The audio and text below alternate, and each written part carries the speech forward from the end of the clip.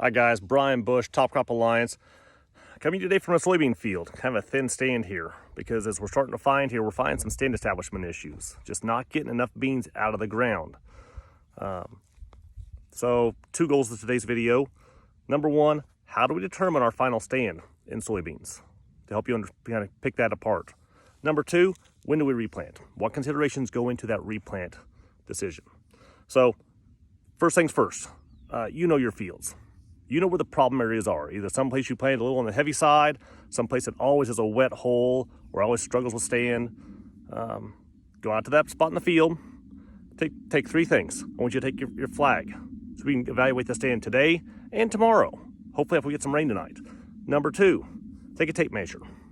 Number 3, take your phone, your camera, some way to take a picture and record what you're seeing today so we have something to compare against what you're seeing tomorrow or the day after or whenever we need to look again.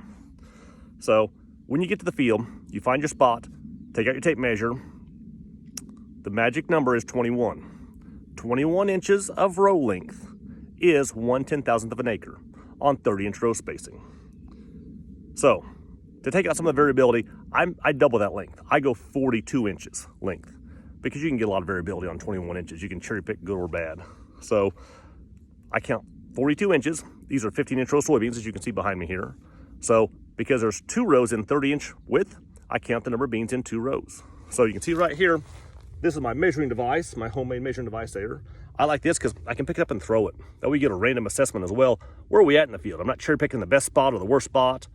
That gives you a random idea where we're at. So when I look at this, down this side, back this side, I have 13 plants right here.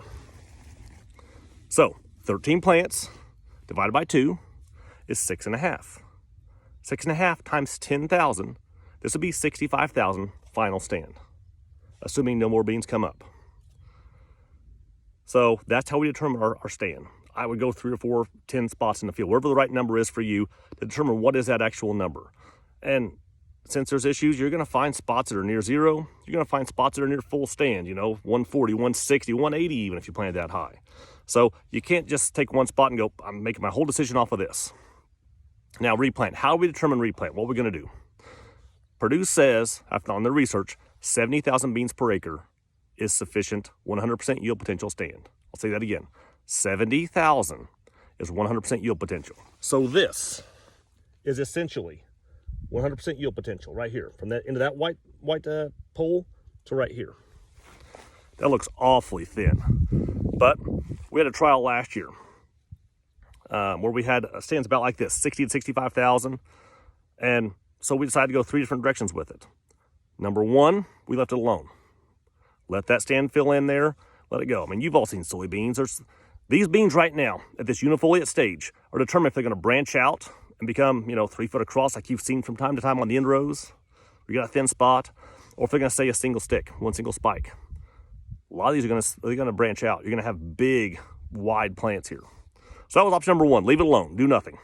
Option number 2 was thicken it up. We came back in and planted somewhere around 70, 80, 90,000 in that to try and get back up to kind of a target of 120, 130. So you're going to kill some of what's here if you replant, you know that. Number 3 was we're going to wipe it clean. Came out, worked the ground, took out all the existing stand, and just said we're going to give it all a uniform start. Good seed bed, all even. Look at the results. The best answer of all those was leave it alone, do nothing. That the 60, 65,000 stand we left in the field was the highest yielding of those 3 options. And this was, three neighboring fields, very similar soil types, similar management. So that just tells me that, even when we look at this and go, gosh, I got to do something. There's 2 reasons why I might think about thickening up a stand, planting more into it versus leaving it alone. That is, if I'm extremely drought prone. If soil moisture conservation is my number 1 yield limiting factor, then I probably want to think about maybe thickening it up because it's going to take longer for these to canopy. Option number 2 is if I have extreme weed pressure.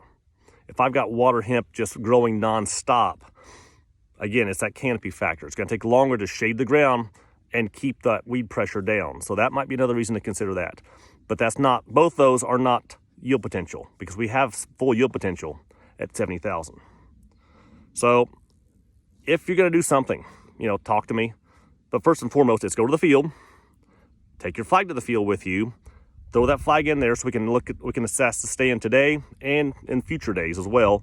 Take your tape measure so you get 42 inches of row.